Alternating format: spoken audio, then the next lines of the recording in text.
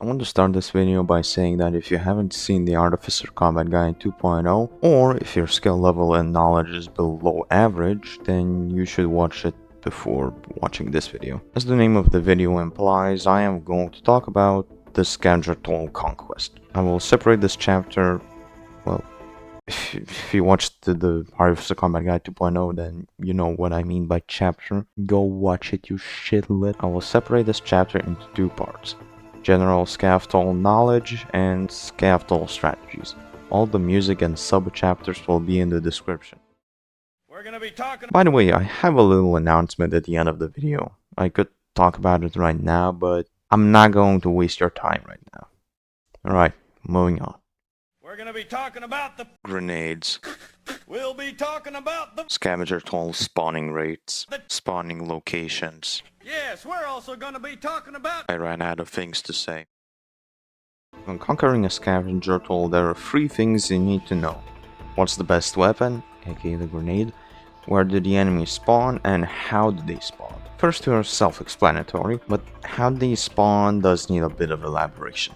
There are two ways scavengers spawn. The scavenger either respawns to fill up a scavenger spot, or in other words, you kill the scav and he's here to replace him. And the other way, which is spawning in waves. Same way kill squads spawn. That's all to this subchapter. I mean, if you expected me to explain more, then go watch Artificer Combat.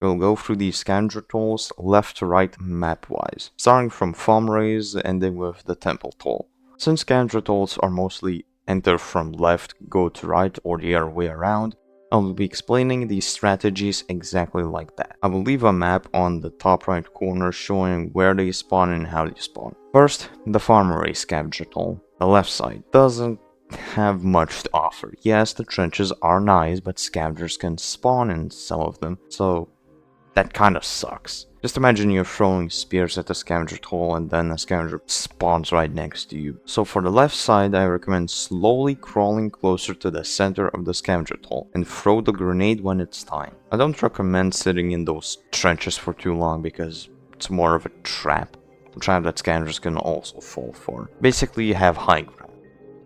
The right side offers much more. For starters, there's a big ass platform on top of which scavengers can spawn, from which you can throw grenades. And if you don't feel like climbing up, you can go down into the tunnels and crawl your way closer to the scavenger toll. So for the right side, there are two strategies. The first one is where you sit right next to this entrance and wait for scavengers to come to your position. Though there are two things you should be aware of when doing that. First thing is pretty obvious. Second thing is that scavengers can drop down and kill you. Now the second strategy is a little more stealthy. As you could have guessed, it's using the tunnels. Good thing about it is that you won't need a grenade.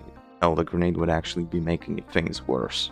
Outskirts scav toll. Honestly, there's nothing much you can do when coming from the left side. You can try throwing a grenade from this spot exactly, but it isn't going to do much either. Now the right side, it has a little bit of a height advantage, but it isn't much. Scavengers can still climb up the pole nearby and throw spears at you. But what you can do is camp this specific little room, in which scavengers can enter using a pipe only. If you need to bait a scavenger, you can use that pipe and throw the spear in their direction. Also, there can be a green lizard fucking around in the scav toll.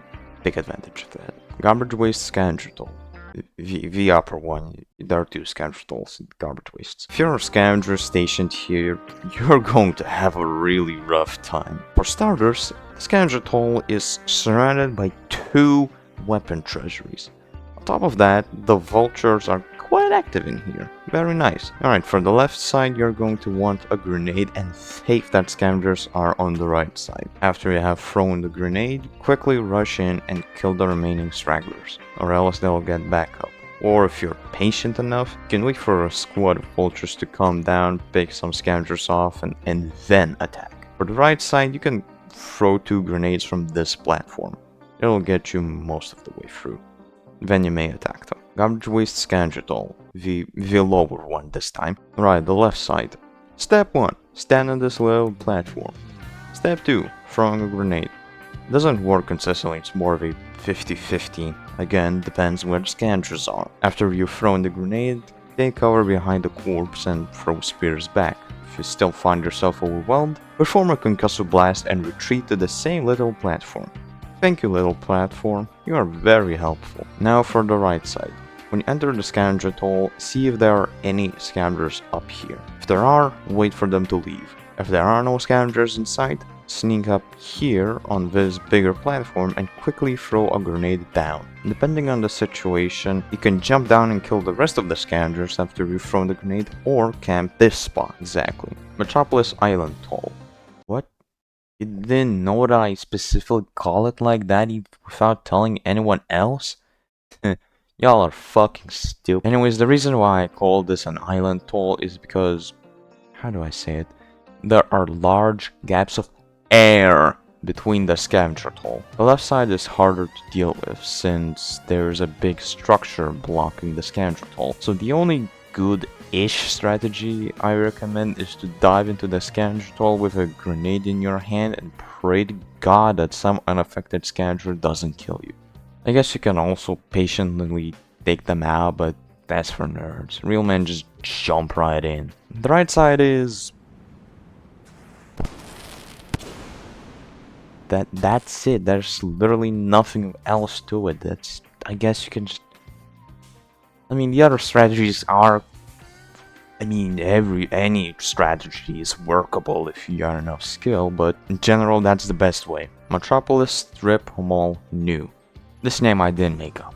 Really, go see it for yourself. Anyways, are you fucking retarded? I mean, why do you even want to go past the scavenger toll? Seriously, it's nothing but ag. I really do not recommend going through the scavenger toll. It's terrible. But, okay, whatever, I guess I do have some strategies. Left side, jump and throw your grenade, but it really depends where they are.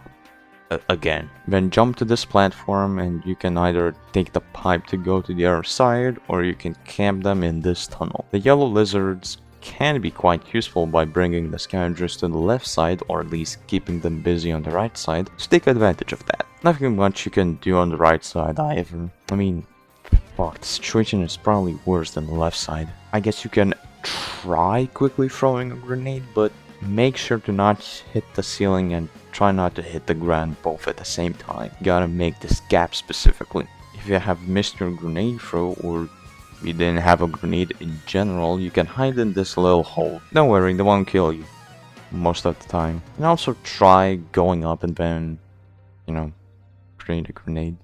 Metropolis Temple Toll. The Temple Toll honestly is just a playground. And I guess, I'm not sure why, but when I go to a playground, I don't start strategizing. Temple Toll is more of a skill test, so what you've learned throughout your way is applied here. So what I'm going to say is going to apply to both sides. Consequently, I will not be separating left and right.